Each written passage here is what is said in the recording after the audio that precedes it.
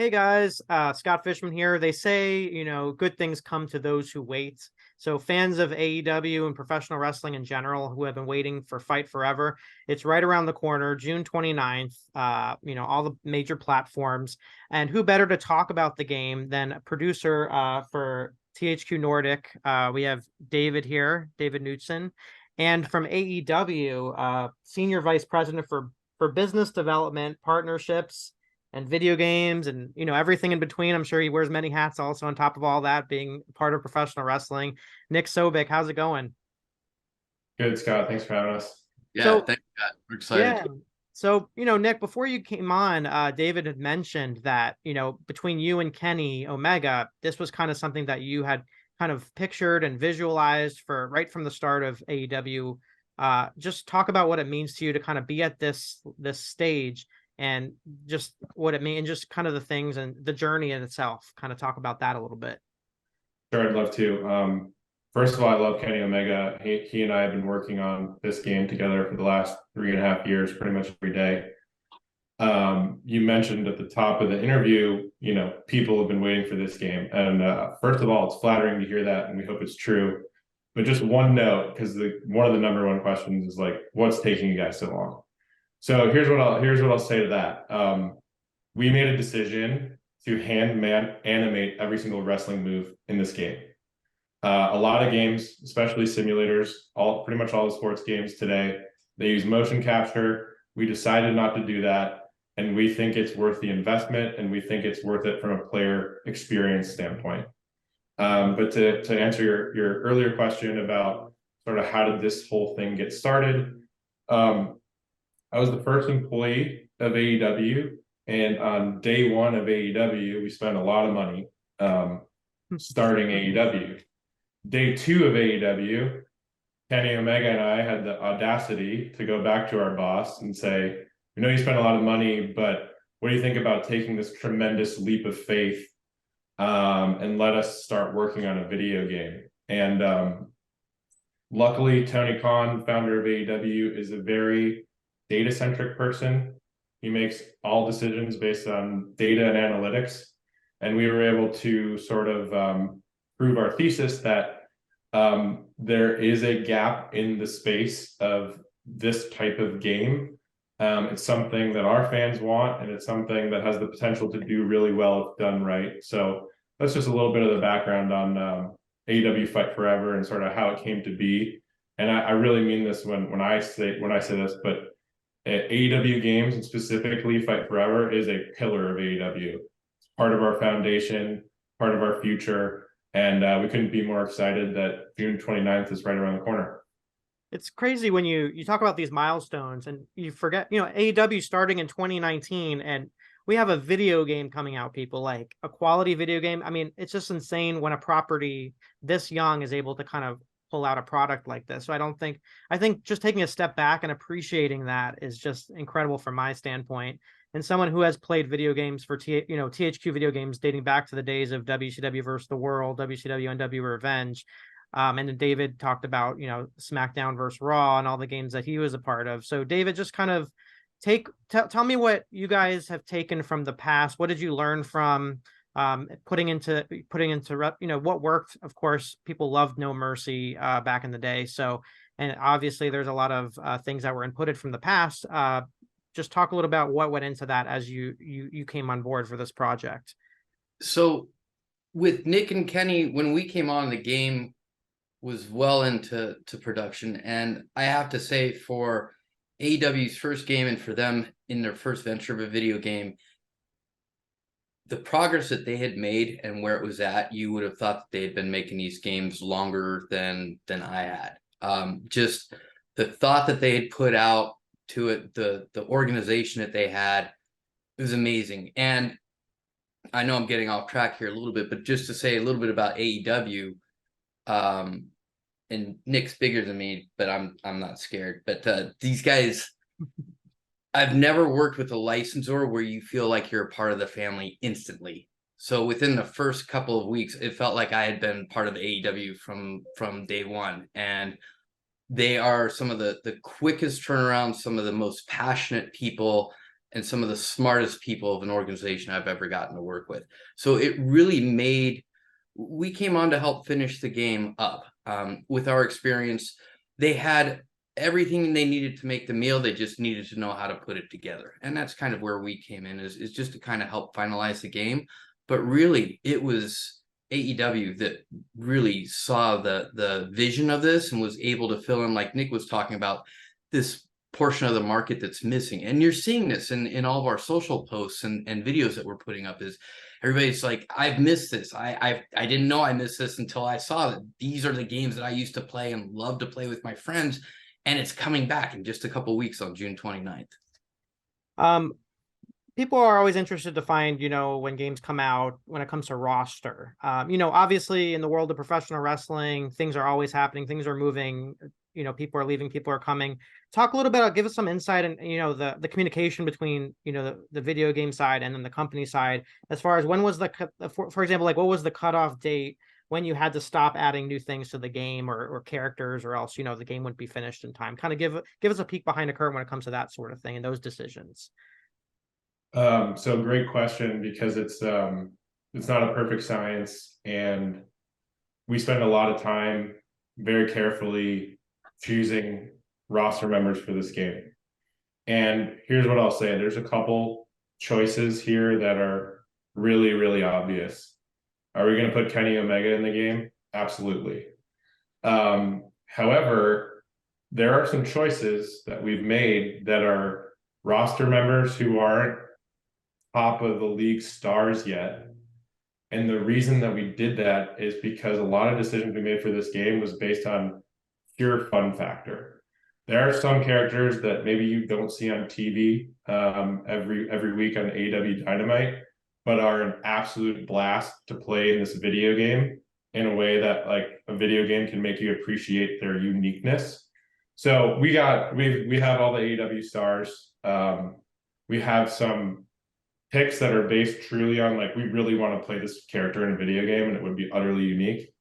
And then, if this game does well, we have plenty of time to continue to expand the roster. So a lot of things that we've done since the beginning is try to pull feedback from as many different groups and fan bases and wrestling game enthusiasts as possible. And we hope to be able to do that in the future as well. Like, who do you want on the roster? Like, let's talk about it. We got some time. I think the roster is robust. It's very, very unique in terms of like the selection, and plenty more to come if this game continues to do well.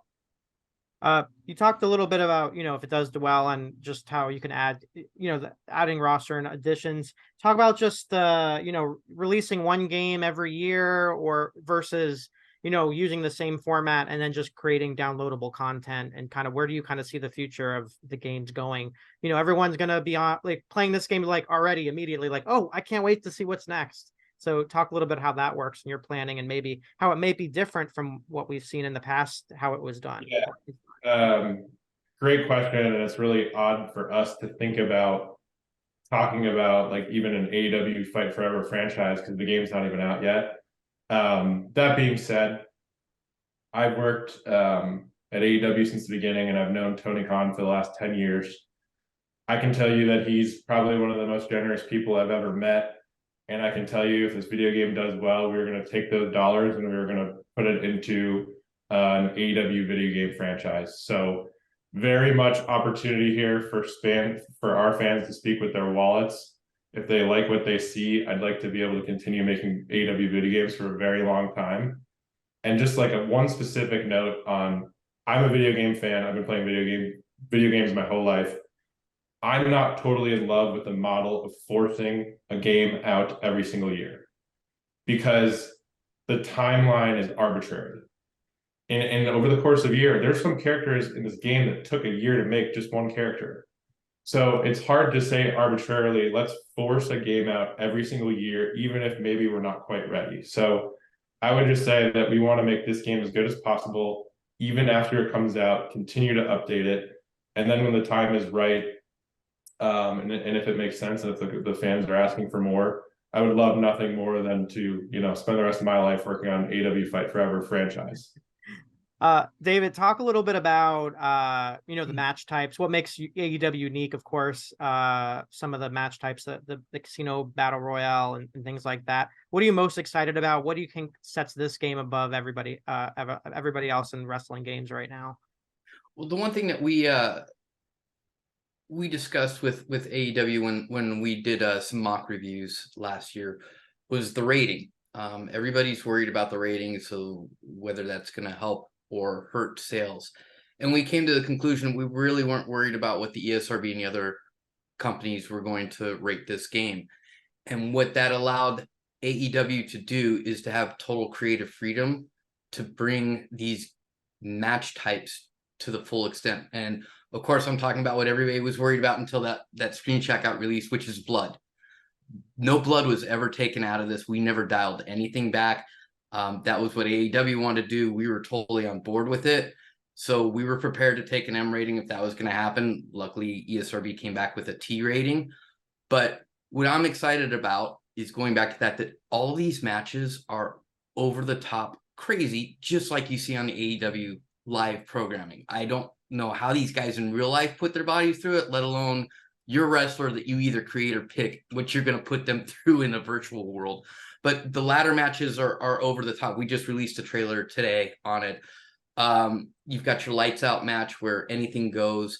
The exploding barbed death wire, I don't say it right, but that match is insane. And I'm sure Nick can talk a little bit about it, but I think one of the things that Kenny was excited about is that match type in the video game ends if they wanted it to end in the real world. So it's kind of like they got a second chance with this match type. Right. And there's something for everybody in this. And there's more stuff like Nick was talking about. We're going to support this game way after it launches. So this isn't a cut and run where it's like, thank you very much. Hope you guys enjoyed it. We'll see you in another year and you can buy the next version. This is a passionate project for both sides. So we've got a lot of cool stuff coming up afterwards. What's great about these games is may even make some fans, like, it's so important. This video game is so important in many ways, where maybe someone who was on at Best Buy or online sees this game, has not even, maybe for some reason, I don't even know how, maybe they live under a rock, but they don't know AEW exists, and they see that, and it's kind of like a gateway to that. Or even the talent, like Nick, you brought up the roster, and maybe there's some names that aren't featured heavily every week, so that could help out. So there's so many pluses to this. One thing, everyone's been so, got a big reaction about is the mini games, which I always think about Mario Party and things, and putting a wrestling, layer to that. It just makes things so fun with this Chris Statlander and the skateboard and seeing like the card games and things. So just talk a little bit about inputting that. And I feel like even if you're not a wrestling fan, there's something for everyone here. So, Scott, you must have a marketing background or something, because you're pulling a lot of really good stuff here. I will just say this is a crazy ambitious goal, but we want to make a game that our fans are going to love, but we do want to make it a game that's going to create new fans. And the way that you do that is you sort of transcend the wrestling genre, and you do that by creating really, really fun game modes. So I'm excited about the wrestling multiplayer portion of the game. It's the heaviest lift. We created a proprietary wrestling engine from scratch. We're very proud of it. However, there are other game modes that we think will appeal to people who maybe have never watched wrestling and don't care to watch wrestling. Mini games are really, really exciting. And so is career mode. Who wouldn't want to see what it's like to be on the road as a wrestler, go through the journey, start at the indies, work your way up to the top. So we think of this game as truly 3 game modes in one: career mode, wrestling multiplayer, and mini games. And there's truly something for everyone. Even if you don't like video games that much, there's so many modes that are pick up and play, instant fun. That we think we've truly created something that has something for everyone, and hopefully we'll see that in a couple of weeks when the game comes out. Like Nick was saying, what they've really done a good job of is this game is easy to pick up and play, but it will take you a long time to master it. So it's going to appeal to your hardcore gamers because they are going to be able to get very technical on the online matches. But we let my little nephew play. He's 8, and within 5 minutes, he was pulling off moves and laughing and having a great time. So they did an awesome job of hitting the whole spectrum. So like Nick said, there's something for everybody in this game. Are there any surprises in the game that you guys are, withholding from the release? Maybe a playable character, or, of course there's Easter eggs in there, but is there something in there that you're just getting ready for people just to, there's no spoilers. So with wrestling, it's always like, I don't want to be spoiled. I want to be surprised. So tell me about what you guys have kept under wraps, that give us a little tease of that. If you've ever watched an AEW show, more specifically an AEW pay-per-view, we wouldn't be at AEW if this thing wasn't full of surprises, maybe even some big ones. So we're very excited about whatever the next level above Easter egg is, like all those types of fun things we put in the game. So definitely more than meets the eye from what we've shown you so far, and wouldn't be an AEW game or an AEW product without some surprises. We have Forbidden Door coming up. Any talk of New Japan having some sort of representation moving forward with these games, and your partnerships with other companies in general? Yeah, we have a great relationship with New Japan. If we had unlimited time, we'd probably have both full rosters in our game. And again, that sort of just goes back to if the fans love the game, the fans continue to play the game, and they continue to request new characters and new leagues, we have enough flexibility that sort of anything is on the table. So we're really just excited to see what the feedback is and what people want to see more of. Are we going to see the new the Dynamite set? Are we going to see Collision in the game? Maybe they'll be included in DLCs later. Will there be an option for like creating an arena just like in other games like that? Yeah, so there are some options for customization currently, and like I said, I hope to be able to put together a very robust, very long-term DLC plan, and that could not only include AEW specific arenas that are not in the game already, but it also could include some really fun sort of fantasy arenas, places you wouldn't think necessarily would host a wrestling match, but could be really fun in a video game. So I'd love to see Trent's mom Sue pulling up in her. I don't know if we're gonna see that, but again, that might be the first request for a new arena in the game. So we'll get working on it. Here. As far as people love customization. So what can you say about create a wrestler mode, CAWs in general, or customization what fans can do when it comes to that sort of thing and getting their creative juices flowing? Yeah, Dave. All right, I can take that one too. Yeah, go ahead. You're on a roll right now, man. So. So create a wrestler mode is from the outside of the game, obviously very important.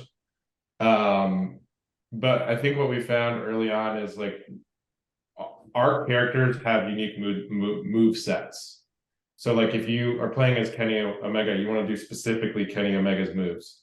I would say the majority of development time has been spent being absolutely true to character, both individual singles match wrestlers.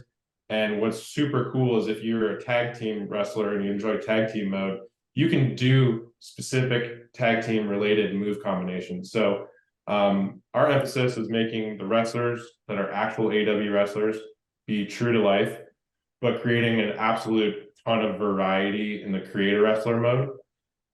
So if you want your character to have an afro, you can have an afro. You want to dress them up like crazy, you can dress them up like crazy. I think that the creative character mode is going to be awesome, and I think it's going to be great for a lot of people who want to create themselves and go through career mode. But I just don't want to undersell, how much time we've spent making the actual AEW characters in the game authentic, so you can have an authentic experience with those characters. Gotcha. There's always the argument among the wrestlers, like, who has the highest stats and things like that. So have you kind of started to feel that in the locker room as the game's getting closer? Like, I hope. And David, have you get reached out by wrestlers like, hey, let me throw you some money here, maybe make me a little bit stronger here? That was the biggest thing on the older games, is when the rankings would come out. I was kind of scared to go backstage because some of them, and it's rightfully so, some of them are not happy with where they think their ranking is, and we try to be fair with everybody. What I like about this game, and we had an influencer event a couple of weeks ago, and I know it was kind of on the other side. Instead of the wrestlers being upset, it was the influencers that were upset because they came up and they're like, what are the rankings on these wrestlers? We want to do a tourney bracket, and we need to know who's ranked higher than the other so it's fair. I go, well, these wrestlers, when they go out to hit another opponent in real life for their matchup, the best thing they can do is just kind of see how they wrestled and size them up. There's no ranking of wrestler A and wrestler B having a 67 and a 52 before they go out and wrestle each other, right? So I told them the best thing you can do is kind of get a guess on what you know about the wrestler, how they're going to stack up against each other. That's what this game is too. There aren't rankings on the wrestlers. You get to keep your records like you do in real programming, but you're going to have to figure it out for yourself on which wrestler you get paired up with, if you actually did a good combination or if you're going to get swatted. Is there anything in the game that you wanted to include in the game, but didn't get the chance to? Like, did you have what are some of the ideas for next time around? I mean, I'll let Nick speak to this too, but I mean, the answer is if you talk to any game developer, is the game's never finished. At one point in time, you have to go, okay, this is where we're going to cut it, and we need to take everything that we have, make it the best possible, and put it out, and then whatever we don't get to will be the next game or DLC. So there's a lot of stuff there's a lot of great ideas that Kenny and Nick and other people at AEW have that I'm sure if we don't see as additions for DLC, then we'll see in a future iteration, and let Nick kind of speak a little more to it. But no, well said. I think we captured our core vision in terms of this is what the game needs to feel like, this is what the game needs to look like, here's the fun factor, and here are some of the core assets we need to have in the game, like match types and other modes. So I think we've accomplished that. And that being said, that doesn't mean there were some things in early brainstorming sessions that weren't left on the cutting room floor for sort of further exploration in the future.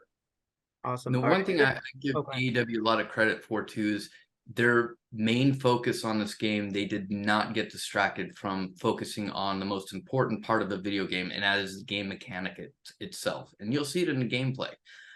That was their number one priority, and they never deviated from that. That was always the sole focus: is it fun? Does this work? Is it balanced? And I would say the answer is yes to all of that. And then they built out the rest of the game from there. So it's a solid core of a gameplay. Do you have a favorite wrestler you like to play with? You have a favorite? Don't want to get anyone in trouble, but it depends on the day. So it really, the variety of the wrestlers is so vast. I mean, it depends. You've got ones in there that are great at high flying. You've got your big wrestlers that don't move fast because they don't have to, and it's like attacking a tree. Sometimes it's fun to play like that. The women's division is off the chain. That brings a whole different element to gaming, and it has its own sort of vibe to it. So really, it just depends on how I'm feeling in the day. I don't really have a favorite wrestler because they're all so different. You kind of get a different flavor every day. Yeah. Okay, Nick, anyone you want to? I love Kenny Omega's entrance. I love playing as Kenny Omega because his entrance is super cool. In terms of just like really fun, unique, something you won't see every day, is I love actually playing as Abaddon because basically I can play as a zombie in the wrestling ring, and it's super cool. So just pure fun factor. I love Abaddon, and then some of the bells and whistles that Kenny has is really cool too.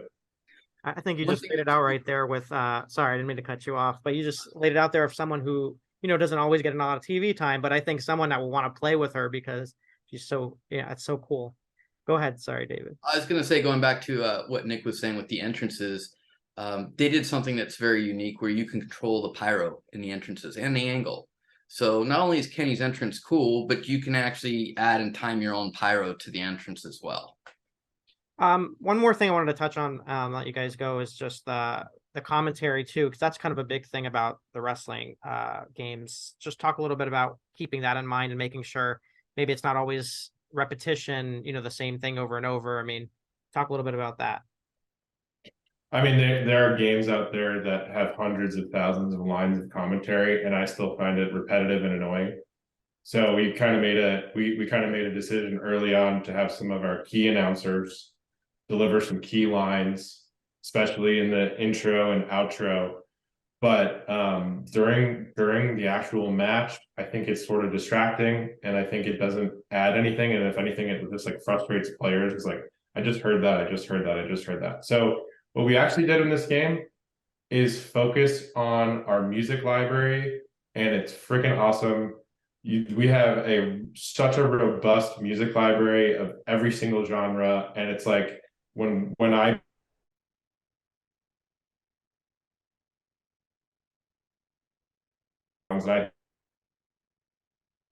drop the more classic play-by-play comment.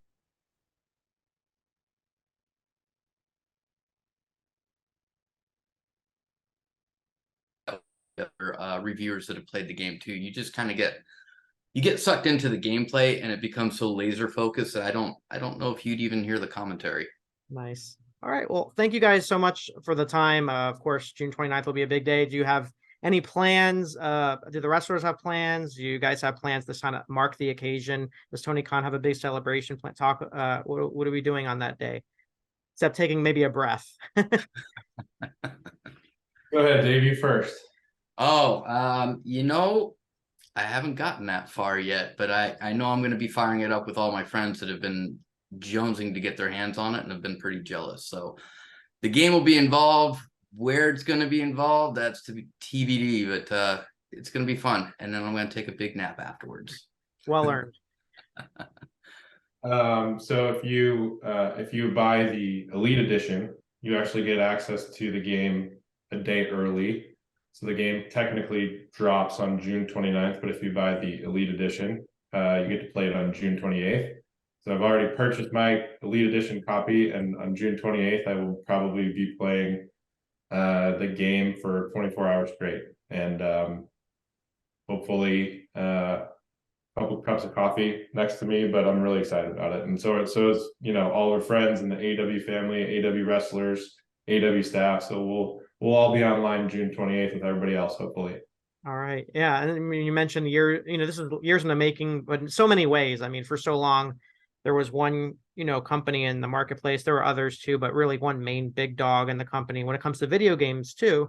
And now we have another one I think having options is just is a wonderful thing, especially for someone who grew up during the Monday Night Wars and growing up to where we did have some options. So very appreciative to have this game coming out. It's going to be awesome to see this cross-generational connection with kids playing as Sting, dads playing as Sting, reminiscing about playing back in the day. So it's going to be a very special day and a very special time. So definitely looking forward to it. Congratulations, guys. Thank you so much for the time. I appreciate it. Thanks, Scott. This was fun.